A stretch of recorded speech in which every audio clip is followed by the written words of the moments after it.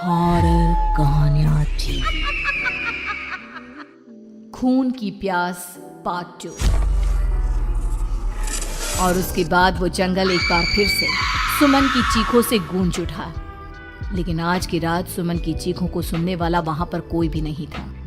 अगर वहां पर कोई मौजूद था तो बस हरिया, जो कि अब एक भेड़िए में बदल चुका था। सुमन के बालों को पकड़कर घसीटते हुए वो जंगल के बीचों बीच एक जगह पर ले जा रहा था। अगली सुबह गांव में। अरे भाई, पता नहीं क्या बात है, अपने गांव का हरिया किसान और उसकी पत्नी सुमन दोनों गायब हैं। दोनों का कोई अता पता नहीं। अरे कैसी बातें कर रहे हो भाई, ये कब हुआ है? अरे पूरे गांव में खबर फैली पड़ी है। कल रात को दोनों खेत की तरफ जा रहे थे, लेकिन लौटकर आए ही नहीं। तो हो सकता है अपने खेत पर होंगे। पूरा गांव ढूंढ कर आया है भाई। जानते हो क्या मिला वहाँ पर? क्या हुआ भाई, क्या मिला? बताओ हमें, क्या मिला? अरे हरिया की पत्नी सुमन के कपड़े पड़े हुए थे। शरीर का एक एक कपड़ा फटा हुआ झोपड़ी के बाहर पड़ा था, लेकिन दोनों पति पत्नी का कोई पता ठिकाना नहीं था। अरे भाई, लेकिन उसका जो दोस्त है ना रामू किसान, उससे पता करके आते हैं ना। अब तक तो दोनों साथ ही खेत पर जाया करते थे। हाँ, हमें उसके घर जाना चाहिए भाई। चलो वहाँ चलते हैं, चलो। वो सारे लोग रामू के घर पर पहुंचते हैं। रामू अपने घर के बाहर बैठकर हुक्का पी रहा था। आज सारे के सारे लोग टोली बनाकर मेरे घर क्यों आ रहे हैं? क्या कोई मर गया क्या भाई? अरे कैसी बातें कर रहे हो? तुम्हारा सबसे अच्छा दोस्त हरिया और उसकी पत्नी गायब है और तुम यहाँ बैठकर हुक्का पिए जा रहे हो, हैं? रामू ने अजीब सी नजरों से उन सब गांव वालों की तरफ देखा, जिसकी वजह से वो लोग एक बार के लिए डर गए। गायब है? अरे गायब नहीं है, मुक्ति मिल गई है। उन दोनों को मुक्ति मिली है। इस दुनिया में आकर हर इंसान पाप करता है और उसे उसके पापों के लिए मुक्ति मिलना बहुत जरूरी है। अरे ये कैसी बहकी बातें कर रहे हो भाई, हैं? और इसका चेहरा अजीब सा क्यों लग रहा है? लगता है दोस्त के मरने का गम बैठ गया है। पागल हो गया है शायद ये पागल। ये बात सुनते ही रामू चीख कर जोर से चिल्लाते हुए कहता है, पागल मैं नहीं हूँ, पागल तुम सब हो। और ये शैतानी जंगल अब तुम में से किसी को नहीं छोड़ने वाला, सबको खा जाएगा। याद रखना मेरी बात। शैतानी जंगल? कैसा शैतानी जंगल? लगता है रामू पागल हो चुका है। हमें यहाँ से चलना चाहिए भाई। चलो। तभी रामू की पत्नी बाहर आती है। नहीं, आप लोग इनकी बात का बुरा मत मानिए। 2 दिन पहले हरिया के साथ खेत पर गए थे। जब से वहाँ से आए हैं तब से ऐसी ही बातें कर रहे हैं। भगवान जाने ऐसा क्या देख लिया उन्होंने, खेत में कुछ भी बड़बड़ाते रहते हैं। लेकिन गांव के लोगों ने कमला की कोई बात नहीं सुनी और वो सब वहां से चले गए। रात अब धीरे धीरे ढलने लगी थी। तभी अचानक किसी ने धीमी सी आवाज में रामू को पुकारा। रामू, आ जाओ, मैं तुम्हारा इंतजार कर रहा हूँ। और सुनो, अपनी पत्नी को साथ लेकर आना, नहीं तो काम अधूरा रह जाएगा। ये आवाज सुनते ही रामू के चेहरे पर शैतानी मुस्कुराहट आ जाती है। वो धीमे कदमों से अपने घर के अंदर आता है। क्या हुआ? तबीयत ठीक है ना अब आपकी? मैं तुझे अपने साथ खेत पर ले जाने आया हूँ, चल। मैं तुम्हारे साथ कहीं नहीं जाने वाली। मुन्ना गहरी नींद में सो रहा है और उसे अकेला छोड़कर मैं तुम्हारे साथ खेत पर नहीं आ सकती। वैसे भी तुम्हारे उन खेतों में भगवान जाने कौन सा राक्षस घूम रहा है, मुझे तो डर लगता है। रामू गुस्से में दांत पीसता अपनी झोपड़ी से बाहर आ जाता है और कमला गहरी नींद में अपने बच्चे के साथ सो जाती है। तभी अचानक रात को रामू की झोपड़ी के ऊपर एक साया वही गाना गुनगुनाते हुए घूमने लगता है जो हरिया के मोबाइल में बजा करता था। मैं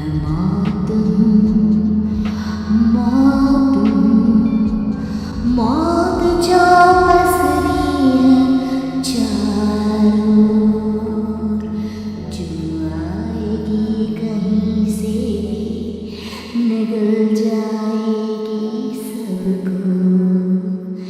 मैं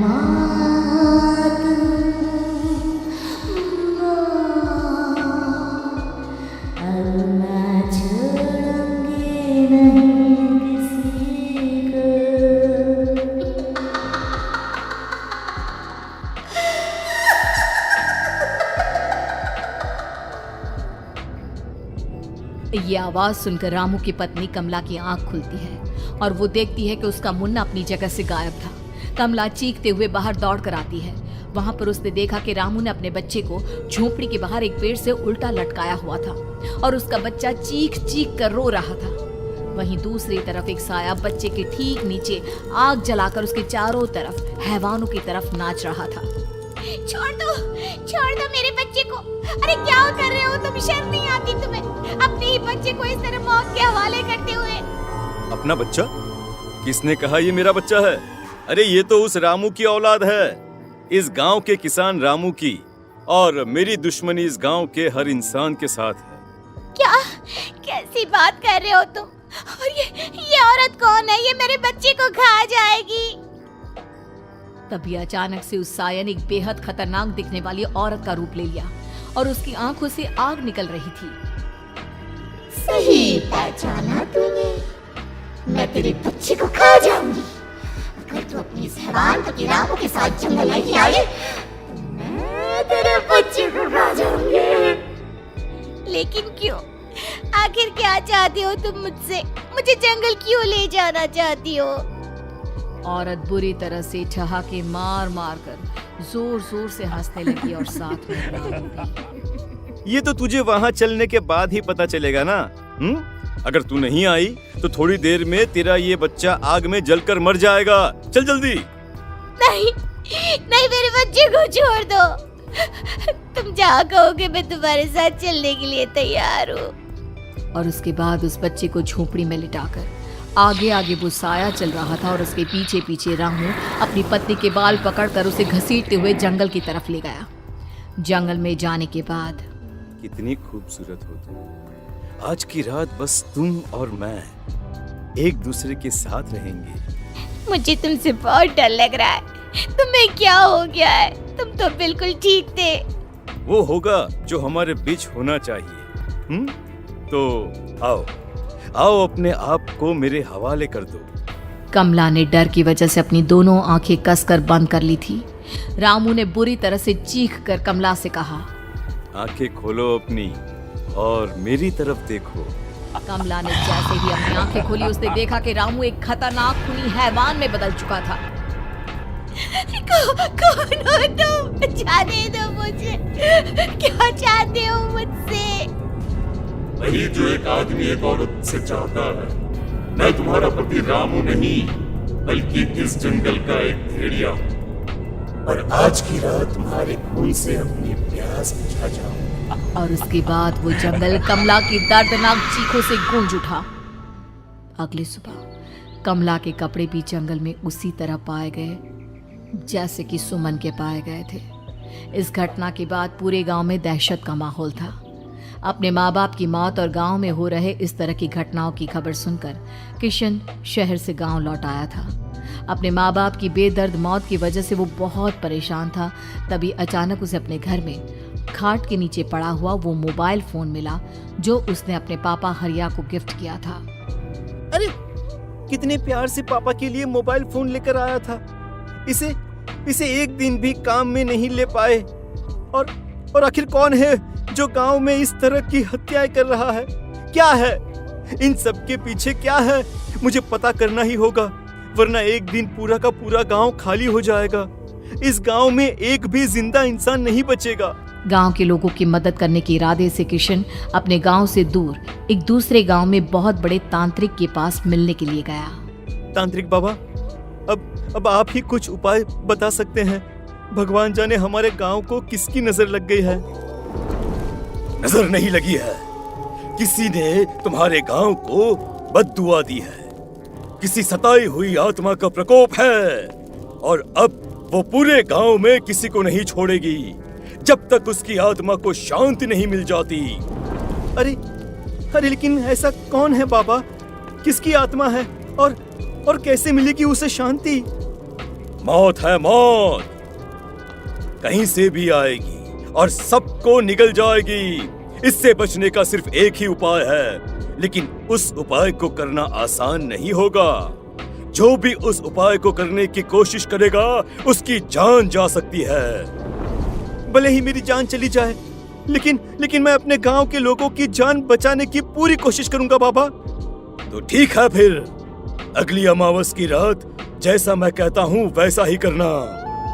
अमावस की रात तांत्रिक के बताए अनुसार किशन अपने साथ केरोसिन लेकर जंगल की तरफ चल पड़ा। उसके हाथ में देवी के मंदिर का सिंदूर भी था।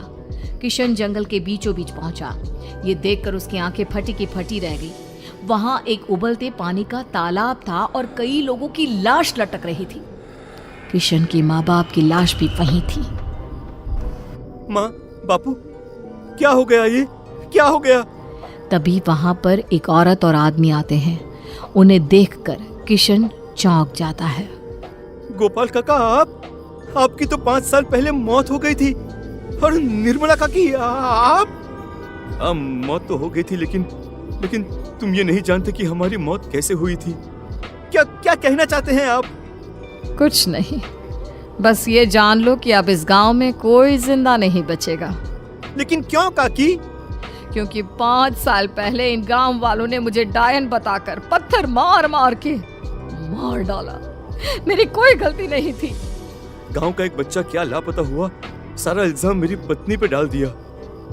और जब मैंने निर्मला की जान बचाने की कोशिश की तो मुझे भी मार डाला। आपके साथ ये बहुत गलत हुआ काकी, लेकिन आप जो कर रहे हैं वो भी सही नहीं है ना? तुम यहाँ से चले जाओ वरना तुम भी नहीं बचोगे। हमारी आत्मा पिछले 5 साल से मुक्ति के लिए भटक रही है। चले जाओ यहाँ से। मौका देखकर किशन सिंदूर उन दोनों के ऊपर डाल देता है। उनका शरीर जलने लगता है और वो भयानक तरीके से चिल्लाने लगते हैं। अगले ही पल किशन उनके ऊपर केरोसिन डाल देता है और वो दोनों जल जाते हैं। किशन अपने माँ बाप और दूसरी लाशों का अंतिम संस्कार करवाता है और अपने घर लौट आता है। लेकिन वो अभी भी इस बात से अनजान है कि मोबाइल अभी भी बज रहा था। मैं